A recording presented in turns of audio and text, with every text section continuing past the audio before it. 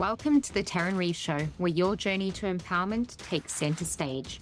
I'm your host, Tarryn Reeves, best-selling author and publishing expert. Together, we'll dive into the hearts and minds of visionaries, disruptors, and trailblazing leaders to explore the most compelling and thought-provoking ideas in life, business, and marketing. Let's inspire, impact, and ignite. This is the Tarryn Reeves Show. Today, I'm joined by the amazing Shaughnessy King, who is the founder of Success by Ness, which is a virtual assistant company that helps business owners streamline their operations and focus on growth. With expertise in supporting entrepreneurs across industries like coaching, real estate, and course creation, Shaughnessy specializes in providing efficient admin solutions. Her passion for helping others scale their businesses is matched by her dedication to creating sustainable work-life balance. Welcome to the Tarryn Reeves Show, Shaughnessy. Thank you so much for having me, Tarryn. I'm super excited to be here. Me too. I can't wait to have this conversation because I actually started out my business journey into entrepreneurship as a VA. And I actually scaled it up to agency level as well at one stage in the early days. Now I own a publishing company, completely different, and that's a story for another time. But I'm excited to hear your story. Can you share your journey to founding Success by Ness? Like, what inspired you to start a VA company? Yeah. So COVID, the infamous Uh, COVID that has COVID. made everybody change their lives. So my background is in early childhood education. I used to work as a child care center director, and I went on maternity leave in 2020 and had my daughter during COVID. And after my mat leave was done, I was kind of like, don't really want to go back to childcare. And there was just, before I had her, there was just like a lot of rules and a lot of running around. And I was like heavily pregnant. And I was just like, I don't particularly want to go back to that. And so I was Mhm. thinking like, well, it would be great if I could find something that I could do online just in case the world shuts down again. Like I'm happy to send her to childcare, but I was like, I don't think I want to work in childcare just because I was like, we just didn't really know which direction the world was going in. And so Sure. I was like, okay, how can I pivot those skills that I have from running a center, managing staff, dealing with parents? Like, how can I transfer those skills into something else? And Yep. so I just started looking for admin roles, and everybody at that point was looking for admin, was looking for online work. And so I was like, oh, this is not working for me. Like, I can't find anything. I'm not getting any leads. And so I was like, well, what if I took the opportunity to find two part-time admin roles to like equal full-time hours? And so I was Yep. like, I don't know why the idea came to me, but I was like, let me try that. And then I kind of stumbled into like the virtual assistant world and basically just started looking for like part-time work. And I just tried to piece together a bunch of different people. And so I kind of stumbled onto the virtual assistant space, just trying to find part-time admin work. And that's kind of how I got into the space in the first place. Yeah, wow. Our stories are very similar in that regard. I mean, I started mine when my daughter was 6 weeks old as a VA, and it wasn't during COVID. She's now 8. But it very much was that realization that I didn't want to go back to corporate, and how could I create a lifestyle for myself where I could be a present parent, a present mama, and contribute financially to the household unit. Because cost of living these days, I don't know about, I mean, Mexico might be different, but in Australia, cost of living is just getting ridiculous. And you need a two-income household, Mhm. And I just think that the VA stepping stone for some is a beautiful way to enter the digital space. Do you find that a lot of your VAs come in that way? Because I know you have a VA course. Do you find that that's a similar kind of vein? Yeah, a lot of the people on my team and then also that I've encountered just from needing to be a VA or becoming a VA, a lot of them are moms who want to have that flexibility to stay home, people who want to be able to travel more, people who just need that flexibility. Maybe they have a loved one who's not well that they need to care for. So it definitely comes back down to like that flexibility and like, how can I enjoy my life and do the things that I need to do, but like still bring in some sort of money doing it? Mm, absolutely. Now, I know that when I was scaling my business to agency level, because obviously you started out with just you as the single VA, realized that you capped your income. And they needed to scale, right? Because with VA work, it's literally trading time for money, Mhm. essentially, until you scale it to agency work. So I know I faced some big challenges, especially because it was my first business iteration. What was the biggest challenge, do you think, that you faced when starting the business? Yeah, I think the biggest thing is how much work it actually is. Like everybody says they want to be a VA. And then I've known people that I joined a bunch of Facebook groups for VAs and stuff like Yeah. that. And I look back and I see people who probably joined those Facebook groups at the same time as me that still 3 years later are like, oh, I'm looking for VA work. And I'm like, it's because you didn't put in the work, but you have to put in the Mhm. work. Like anything in entrepreneurship, you have to put in the work. And so for me in the very beginning, it was like, very hard to land that first client. I joined an agency, and that's technically where like the first client came. And then at the exact same time, I ended up signing one client of my own on my own at first. But every day I was looking for more and more ways to like find another client, find another client. I think that's like the biggest hurdle in the beginning is actually putting in the work and finding it and like actually reminding yourself like why you're doing this, and you have to like get that in your head, otherwise you just won't put your best foot forward. And now it's like I'm at the point where my business, the inquiries just come to me, so it's great, but I put in that work. And I think a lot of Yeah. people like forget that when you're an entrepreneur, like nobody's going to do it for you. You have to do it yourself. Like that's it. Yeah. Yeah, I couldn't agree more. I think that I always say that you're either born an entrepreneur or you're not, because it's not for everybody. Yes, the lifestyle can seem very appealing on social media, but it is hard work. Like if you've got a sick day or one of your team members doesn't deliver, or suddenly, this is my favorite one in the online space, your team member suddenly disappears halfway through a project, never to be seen again or Mm, found. It's stressful, right? And yeah. you have to have that resilience to be able to get up and do it again, and also show up every day and go, right, what are my sales activities? Checking in on the team, what are they doing? What do you think is your skill set to manage and navigate that? Yeah, I'm very easygoing to approach. Like I have a very easygoing attitude, like I'm very chill. And so I think the people on my team feel very comfortable with that. And it does make it easier for me to manage my team because Yeah. people realize that I'm approachable and they can ask me questions whenever they want. But yeah, it is a learning curve for sure because I have worked in a leadership role and many other roles that I've worked in my life prior to starting the agency. I do think that it is a lot easier, but you're right. There's always going to be hiccups. And so it's important to have contingency plans, I guess you could say, in place to kind of Mhm. help with that, making sure that you have another team member on standby if one unexpectedly needs to leave because there's a family emergency, which has happened. It's having like those little contingency plans in place or like having policies and procedures in place and like, this is what to do if this happens, this is what to do if this happens. Yeah. And then also just being readily available for communication and having open communication is really big. Like you Yep. can Slack me, you can WhatsApp me, you could call me if you need to. Nobody likes to call anymore, but like I will answer my phone if I see that one of my team members is calling me. So like always Yeah. making sure that communication is key and just checking in with them as well helps make it easier for them. Yeah, definitely. Let's talk about delegation as a growth strategy, because I know, like, even now, 9 years into my business, delegation is something that I love to do, but I also hate it, depending on what it is.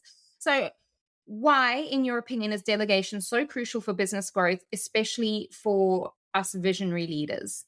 Because you can't do it all. That Mhm. really is what it is we can think that we can do it all and we're trying to juggle and wear all the hats, but then it just leads to burnout. So like Yeah. that is like the main reason why is it's like you cannot be a visionary or you cannot be a better business person or a better leader if you cannot delegate. You will end up burning yourself out. Your business will not succeed the way it should or you want to because you're basically hindering yourself from doing Yeah. the work. And I'm guilty of this too. Like I now have an ops assistant on my team who helps me with Success by Ness because I can't do it all. So I think sometimes it's just hard to ask for help. Like especially as women business owners, like we must power through and do it all ourselves. We're just used to juggling it all.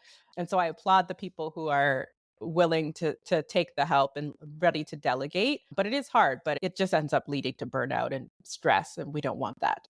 Yeah, absolutely. Now, I know, like I said, many leaders struggle to let go of control. And I don't know if it's a fear because it's your business baby, essentially, Mm, and everything that you've built, even though, I mean, technically, we know, seeing as we built it, if it burns down, we can build it again, right? But good point. how do you, how, yeah, that's always when I'm having a freak out, I'm like, you built it. If something bad happens, you just build it again. I mean, Oh, I really like that. yeah, yeah, feel free to use that to help your clients kind of get over that line. I really love that.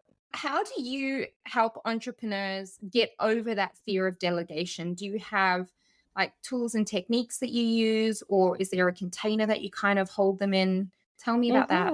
Yeah. So normally it starts off with just having that initial chat.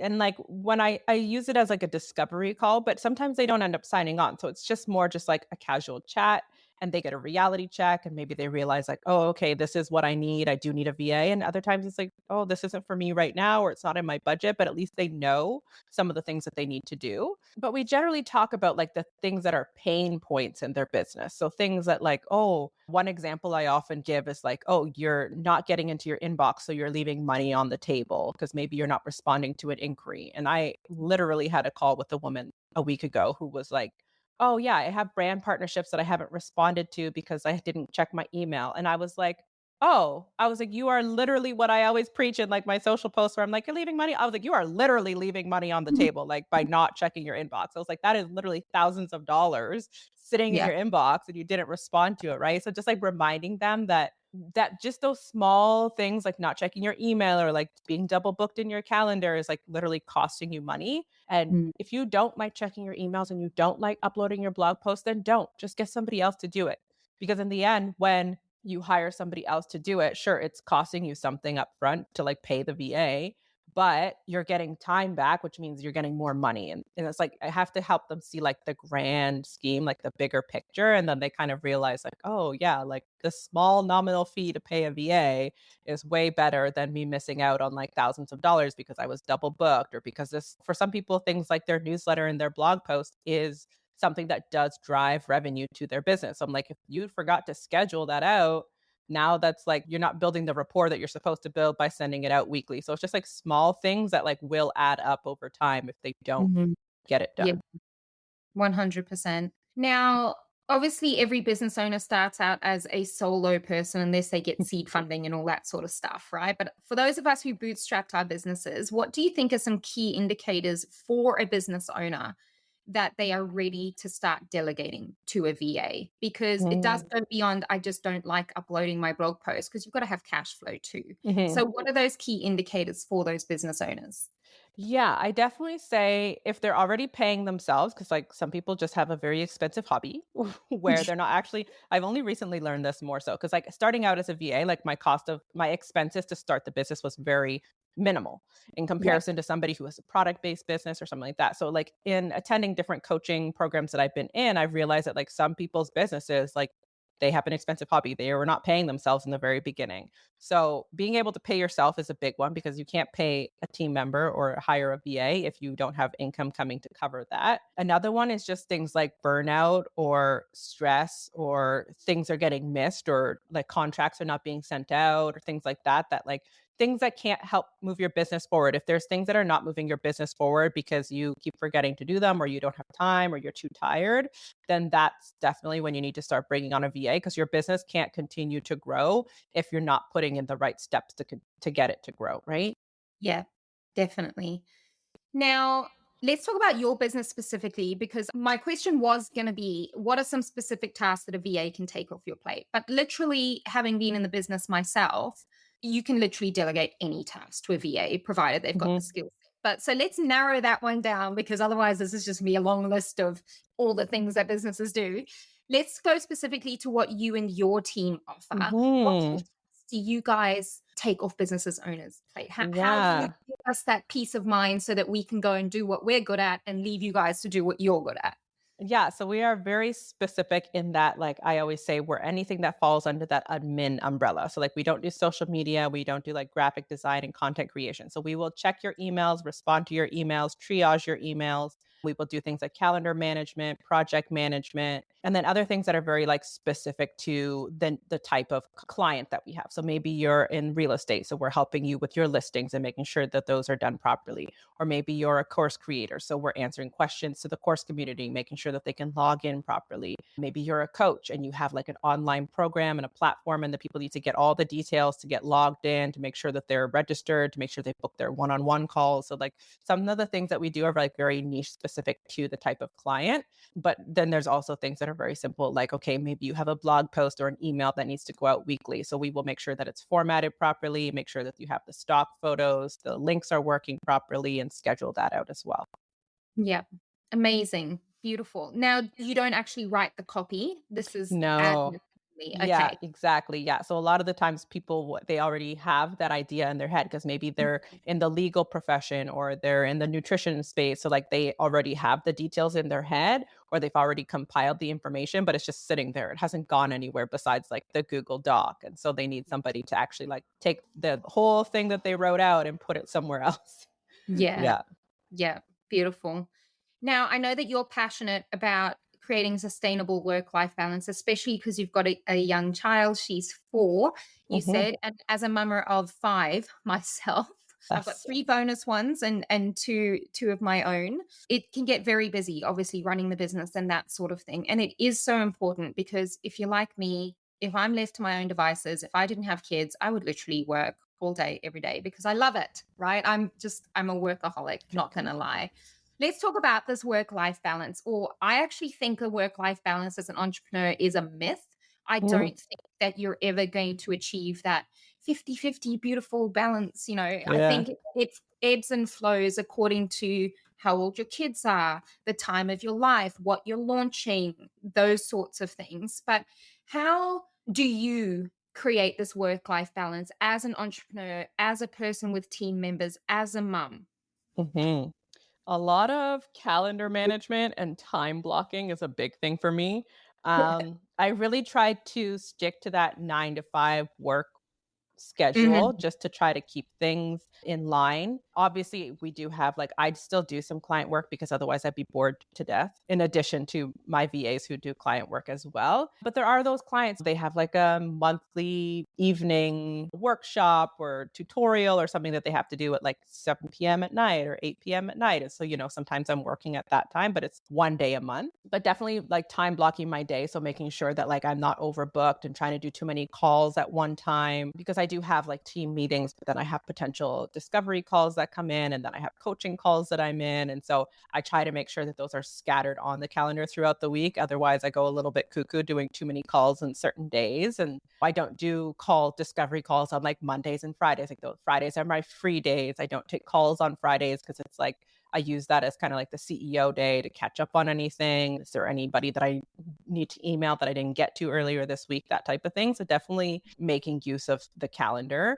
Also, my daughter goes to school. When she was smaller, she did go to daycare. So that definitely did help me like really focus. But that was something that I also a few years ago made the decision that like because I do work for myself and my calls normally don't start until like 9:30, 10 o'clock.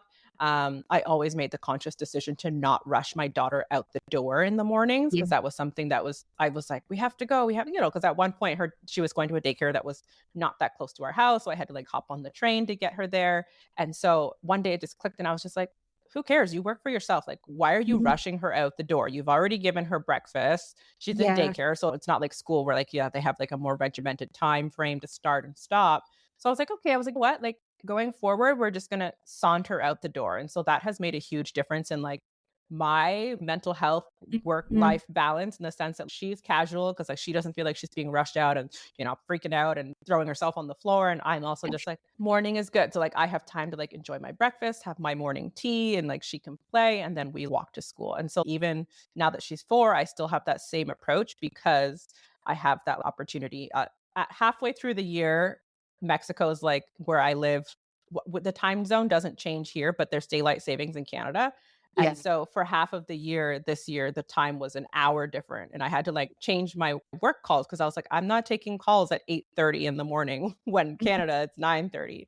So I was like, you know what? I was like, no, like we're just gonna do calls start here at 9:30, which is 10:30 in Canada. But I was like, this is just something that's good for me to make sure I don't have to continue to rush again. But yeah, Yeah. that makes a huge difference. I couldn't agree more because that was one big reason that I actually started as an entrepreneur. Like I never intended to be an entrepreneur. Like it Mhm. wasn't a thing. So I call myself like an accidental entrepreneur. Like nobody around me was an entrepreneur, anything like that. And I kind of just taught myself, like I taught myself to website code and all those sorts of things as I was building my virtual assistance services. But that was one big drive for me, especially as a woman and a mother, is I did not want to have the kind of lifestyle where I had to wake up early. I had to wake the kids up early out of their natural sleep cycle when they're toddlers. I mean, when you're teenagers, that's different, right? But when they're For like sure. when they're young and going to daycare and that sort of thing, I was like, why are we putting alarms on like a 1-year-old and a 2-year-old? That's silly. And then getting them dressed and trying to force them to eat when they don't want to. And then, like you said, they're throwing themselves on the floor and you're like, quick, we got to get in the car. And then you get stuck in traffic. And then you drop them off for Mhm. somebody else to care for the rest of the day for 9, 10, 11 hours while you go and build someone else's dream. And then you get stuck on traffic to go and pick them up. And then you're in a bad mood. And then you've got to get them home and you see The them for like an vicious hour. cycle. Yeah. Like you see them for an hour. You're cooking dinner and they want your attention, but you can't give it to them because you've got to go do laundry and you've got to do dinner and you've got to get it all on the table and you've got to make sure lunches are packed for tomorrow. I was like, this is mad. Like, this Mhm. is it's a mad rat race hamster wheel system that Yeah. modern society has created. I was like, yeah, we're not doing that. Thanks. Mhm. I Um, agree. yeah, I mean, don't get me wrong. Some people are very well suited to that sort of corporate Of course, environment. yeah. It's not me. And so I love that, virtual assistants is such a beautiful entry point option for especially women. There are men who do it, but I do Mhm. notice that it's predominantly Yeah. women who are virtual Definitely. assistants. Talk to me about your course because you offer a platform for people to learn how to become VAs. Is that correct? Yes, I do. Yeah, that's beautiful. What does that look like? Yeah, so I realized shortly, well, not shortly after, but after being a VA for a few years, I did notice that a lot of people were asking me how to be a VA or talking about being a VA, but not really knowing where to start. And I think there are like a lot of different courses and programs and people that are very popular now that do offer the course or like training on how to become a VA. But I was like, I just wanted something that was like very low entry level, doesn't cost a lot of money, and just kind of give people like the basis of like what you need, because I found that like there have great programs out there, but I did everything on my own. I was self-taught when I became a VA. I joined a bunch of Facebook groups to learn additional stuff. I watched a lot of YouTube videos. But basically, I created the course because people just kept asking me, like, how do I become a VA? But they just didn't know where to start. And I was like, you shouldn't be spending $4,000, $200 for this like to learn about being a VA. It could cost you a lot less, and I could kind of show you the ropes. And so the course essentially just, it's like, I call it the guide to becoming a VA. And it has like a little workbook and then different modules on like the different types of VAs and how to become a VA, agency versus being self-employed. Because for some people, they just prefer to work for somebody else and that's good for them. But other people, they want to like start fresh on their own and be self-employed and just run their own VA business. But then Yeah. it also talks about things like different tools and like other things that people don't often talk about, like things like how to get paid and like how you have to deal with taxes and legal aspects, but then also things simple like where to find the clients or different resources. So there's also resources in there, tools that are good for VAs if you're just starting out, how to contact people when you're interested in working with them. So there's like an email template because some people just they don't even know where to start in terms of like how to talk to somebody about it, etc. So there's just like a bunch of little things that I put together that were missing when I first started to give people like a little stepping stone. Yeah, that's beautiful. And an extra income stream for you, even though you don't charge a lot of money, it's still Yeah. just find your income stream. Yeah, Love exactly. it. Yeah. Let's talk about leadership and letting go. I know we touched on it earlier in our conversation about delegation, but delegation really does require trust. A lot of people aren't just willing to hand over passwords and all of the other stuff that, especially like emails, which you guys manage, right? Email Mhm. inboxes, those sorts of things. What advice do you have for people in leadership positions on building trust with their VAs? Mhm. Yeah, it's an interesting dynamic. And it starts with me doing an introduction call with the VA so that they can get to know them. Sometimes they do a call with multiple VAs before they've decided which one they want to go with, just to like kind of get their vibe and make a final decision. But Yeah. once they do decide which VA they want, we normally do like an intro call so they can kind of get to know each other, like on a more personal level, just to talk about like some of the things that they like and don't like about running their business. Like, oh, I don't like emojis in my email, or I don't Mm, like communicating via email. I prefer to communicate with you via Slack or something like that. So they establish like a baseline. And then I normally say to have like weekly meetings or bi-weekly check-ins so that you can kind of get to know each other better and kind of understand your workflow, check in and see how things are going over time in like 30, 60, 90 days. Obviously, you can then decide if, you would prefer to only do monthly meetings or bi-weekly meetings, and then just checking in with them. So I will check in with the VA on a regular basis, sometimes like weekly in the beginning and then, bi-weekly or monthly. And then I also check in with the client in that same timeline just to figure out, are things going well, what's working, what's not. And then we also do something like a 3 month, a quarterly check in. So that's talking with the client and the VA separately and then together, being okay, what's working, what's not, is everything good? Um, so those are like the main ways that we build rapport. But then in terms of, you had mentioned like the inbox, for instance. So things like that, we make sure that we have safety measures in place. And we have confidentiality agreements. Some clients need NDAs. And then also just making sure things are saved on the drive instead of on their personal computers, using things like LastPass for security purposes. But we do have some clients who, yeah, LastPass is great. We do have some clients where we're not actually in their inbox to respond to emails. Sometimes we're just triaging them. So we're Mm, removing the spam or the things that they don't care to respond to, deleting the things that they don't need, and then maybe moving certain emails to the top of the inbox to the important section or starring it, and then moving other ones to the lower level, low priority. Sometimes it's just filing them away. So some clients, I wouldn't say it's a trust issue per se. It's more just like it's their style of keeping mm. things organized so that they're not overwhelmed with the amount of influx of stuff coming into their inbox. So for some people, it's just something simple like we're triaging the inbox. We're not actually reading their emails in like great detail or responding on their behalf. Yeah, beautiful. Now, we just mentioned that we both love LastPass. What other Hmm. systems and tools do you recommend to help entrepreneurs manage their teams, talk to their VAs? What are your favorite tools that are you're currently Hmm. Yeah, so the most common one is anything under the Google workspace. I Yeah. do find a lot of people are on Google instead of the old-fashioned Outlook, Yes. Microsoft. I think this most people just like trying to get away from that corporate life, and Google's just that much more affordable in comparison for like licensing purposes. But then programs for like project management, so Asana is a really big one. Some people do like ClickUp. I do find people tend to gravitate more towards Asana just because it's a lot more simplified. And a lot of the times the clients will come to us and they're already overwhelmed. And so putting them into ClickUp with all the different colors and different things is just a little too overwhelming. So Asana works really well for project management. And then for communication, we like to use Slack. We use that internally a lot just to communicate with the team. But then Yeah. if clients have their own Slack channels, they're more than welcome to add the VAs to their Slack channels. Again, LastPass is another big one. Those are probably the main ones that we use. Obviously, we use things like Google Calendar. Some of our clients have online courses or programs. So we use things like Kajabi and Thinkific. And then obviously for emails, we have ConvertKit, which is now just Kit. Yeah. We have Noticed Flow. that.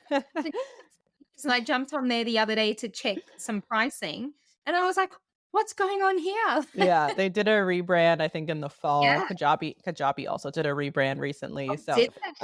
it's yeah, Kajabi's not blue anymore. It's like pink. It's like almost like the color of your shirt. It's like a pinky, Really? yeah, it's like a pinky color now.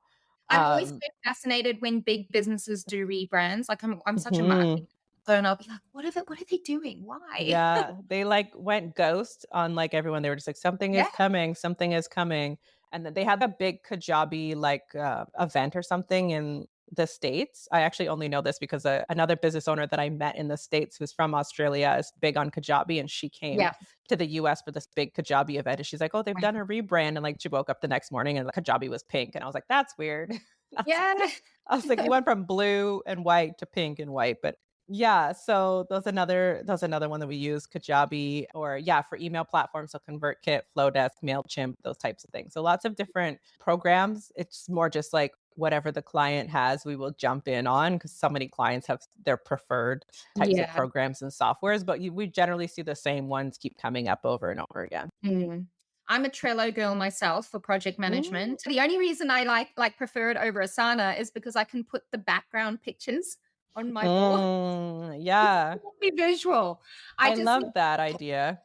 anchoring kind of visual for each project board. Like, I don't know why, but that's literally the only reason I I prefer like to. I like it for that reason too. I like that it's a little more customizable, but for some Yeah. people, like I've noticed there's an influx of people who have ADHD.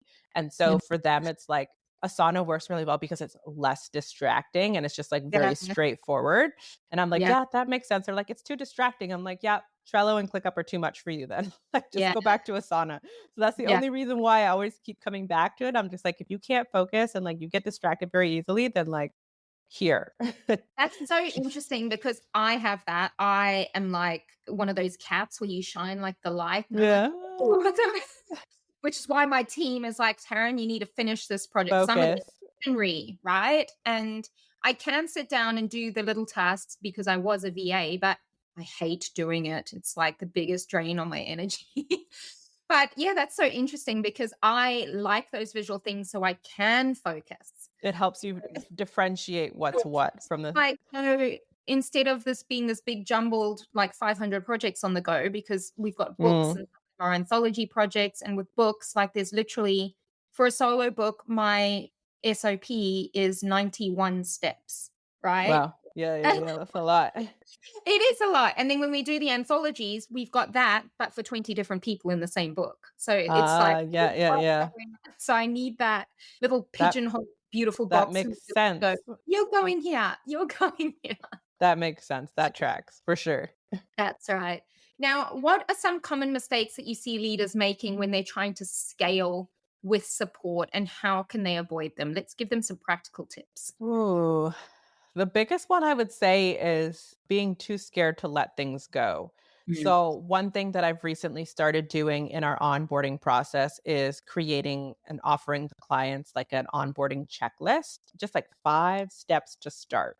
And so it's like signing your contract. Cause some people, they're so busy, they get very distracted. And so in the beginning, sometimes it can be very hard to onboard a VA because they're not used to having to give that task to someone. They're just used to doing it themselves and they do it whenever they get to it.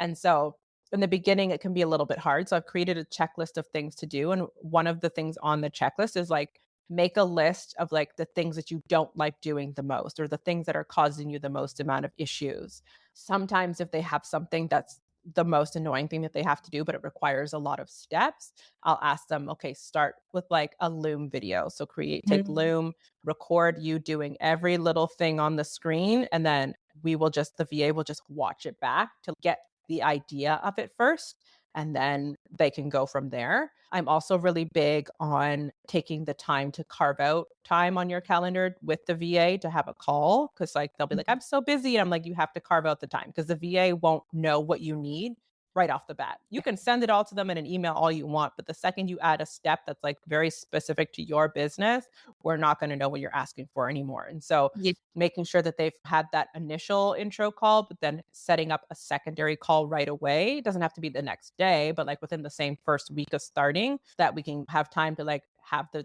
client share the screen, show where things are, start to make a list or show on the screen how things are going so that the Mhm. VA can know what steps to take next. Yeah, beautiful. I love it. Now, let's talk about the industry in general, because virtual assistants now is a huge industry. Where do you see the industry going in the next 4, 5 years? Ooh, yeah. I think it's gonna stay. I Yeah. do think some people are very concerned about AI taking our job. Graphic designers specifically, your job is totally safe. Like, have you Oh, seen the and AI generated graphics? they're terrible. It's like using, Yeah, like if you're a personal brand, it's like using stock photos for everything. I'm like, what is yeah. going on? And you It's, can tell it's AI like generated. 3 fingers instead of 5, and you graphic designers, you're totally safe. The rest of But us, eh. I do still think the reason why being a VA is so successful, even though we have more and more AI coming out, is definitely comes back down to the personality, and sometimes it's synchronicity, and sometimes it's just an actual human. Because you can yeah. have an AI, like think of when you go to get customer service and it's a chat bot on somebody's website, like your phone bill, you want to lower it, you're being overcharged, you go to the website, there's like a chat bot, we can help you with this, and like you ask a specific question in the chat bot, like, Ooh, does this that- help you, yes or no? And it's like, no, it doesn't. Like I wanted a very customized answer. And yeah. so And I they're think so ragey, and I'm like, I want to talk to a person. And they're like, person, yeah. human. And then it's, and I'm like, "Rah." Yeah, so I think I often think of like being a VA and comparing it to that. Like there still needs to be somebody who's behind the screen to answer the questions Yeah. and provide support. And I think for some of it, like a lot of our clients have very specific niches. So we work with people in finance, we work with people who are in nutrition or in real estate, and a bot cannot answer some of the questions that like some of these people are having issues with, but we need to help them Yeah. troubleshoot, or when there's an inquiry coming in and we're the ones answering it. And sometimes it's just like and this is just so simple, like answering emails as an example. Like sometimes there's multiple questions in one email from one customer, but like a bot Yeah. can only process one question at a time. Even when you ask ChatGPT a question and like you give ChatGPT the prompt, like it will Yeah. spit out an answer, but then you're like, oh, you have to edit it or like you have to like rephrase it. Okay, can you please add this? Can you please remove this? So it's like, even though AI is good, like, and it's definitely a beneficial tool to use in all businesses, especially if you're in Mhm. like the online space, it's a good tool to use as a bonus to support you in your business, but it shouldn't be the be all and end all. Cause I do think that if Yeah. you're heavily relying on AI, you're going to miss the mark. And I 100. think a lot of the times people still want that personable, like they want somebody who's real, they want that authenticity. So like, yeah, sure, you can use AI to like help you generate your social media content, but you always know that you still have to review the content anyways to check for errors or like, does that sound like me? So Yeah. like you still need somebody else, like an actual human to help decipher that what's real and Yeah. what's not. I also think like I'm a big fan of AI, provided you know how to drive it, how to use Mhm. it. It takes a lot of you already have to be good at what you're doing. Like, I'm a writer and everyone's using AI for writing and stuff. And I'm like, that's all well and good. But if you don't have the initial skill set, how do you know that what you're writing is good or anything like that? Or it sounds like you.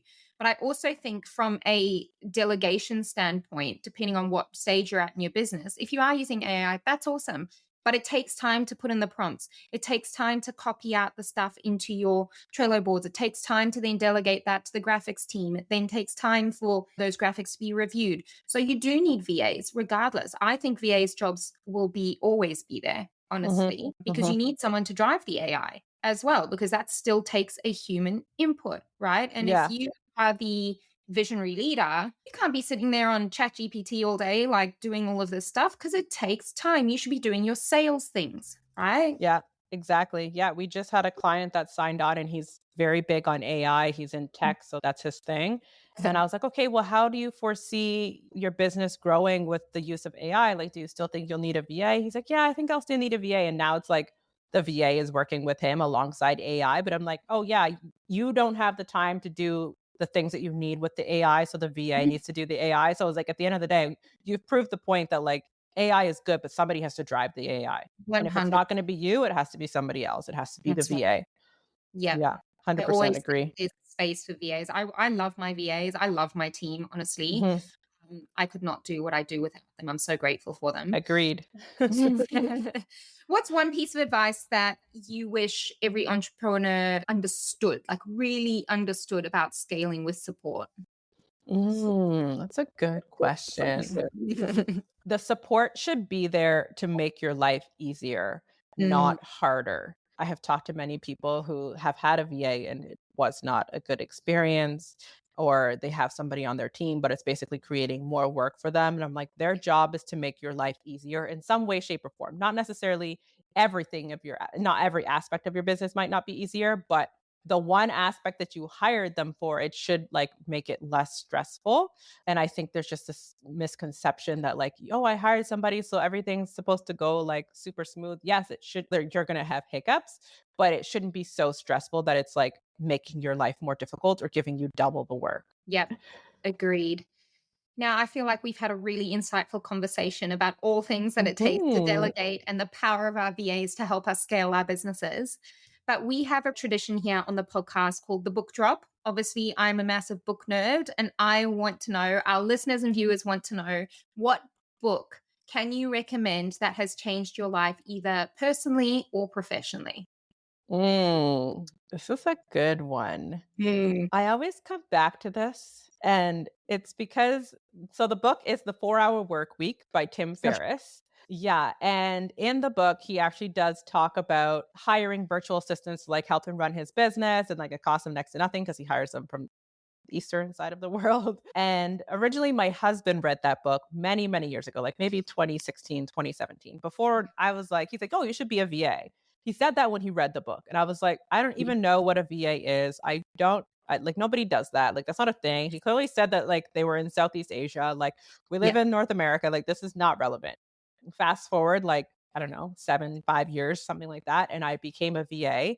And my husband is always like, "Oh, I told you, like, I Oh, told you back then that you should have been a VA." And I was like, and I always say, it just wasn't my time. It just yes. wasn't, that wasn't, yeah. If COVID didn't happen, I probably still would be working as an ECE. Like, I wouldn't be a VA. But now it's interesting because now I've built a life for myself where I don't work 4 hours a week. I work more than that. But I definitely feel like I have a lot more flexibility to really enjoy some of the things that he talks about in the book. What if you work a 4 hour work week, like you have a lot of spare time to like do other things and learn other Yeah. things. So I do think that like I have reread the book since becoming a VA, and I do think it's very interesting that I now am working as a VA, but also have more time in my life now that I am a VA to be able to, like I said, drop my daughter off to school without rushing, to be able to enjoy family dinners, or to be able to travel to other countries and like pick up other hobbies that I never would have had time for Yeah. before. And so that's like one book that I love to like think back. And it's one of the books that I've actually reread a few times just because I'm just like, oh, it's like a good refresher. Yeah. So that would be my book choice. Although that was a hard one because I feel like I read a bunch of books a year. Like I know. I It's read 26 books last year. So like how do you I pick one? you don't. You read them all. Yeah, Yeah, exactly. like Tim Ferriss's book, The 4 Hour Work Week, that was one I read in my early entrepreneurship journey, and I got so pissed off with it because I was like, "Nobody works 4 hours, Tim. Mhm, it's Like, true. get realistic." And I Yeah. still don't believe that anyone who is unless you're a multi-billionaire, Yeah. even they Even then, you have a whole team to sorry, manage and but like 4 hours, but the epic. principles. Yeah, Yeah. epic title for a book as well, because when you look at a book and you're shopping for a book or you're scrolling Amazon, whatever it is, it's the title and the book cover that jump out at you. And Mhm. his book cover was really, really Orange with the palm yeah, tree or something. palm Yeah. tree, someone in a hammock and the 4 hour work week. I mean, brilliant, brilliant use of capturing attention and hooking readers in the marketplace. So hats off to him on that. He did an amazing job. And the principles are awesome. But 4 hours, Tim, I don't Yeah. know. Maybe we can get It's Tim on the podcast one day and ask him about it. yeah, that's a hard one because he's got his own podcast and that's blown That's up yeah, so I much. like Yeah. his podcast. Yeah, I like him as an entrepreneur anyway. I think he's amazing.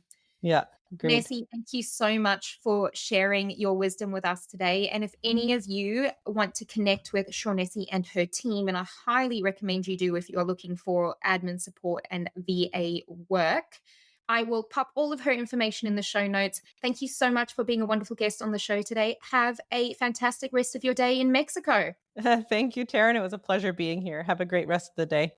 Thank you. That's a wrap on today's episode. If you love the insights and inspiration, don't let it end here. Hit subscribe to stay connected and turn your visions into reality alongside our community of changemakers. I'm Tarryn Reeves. Thank you for joining me. And remember, your story has power. See you in the next episode.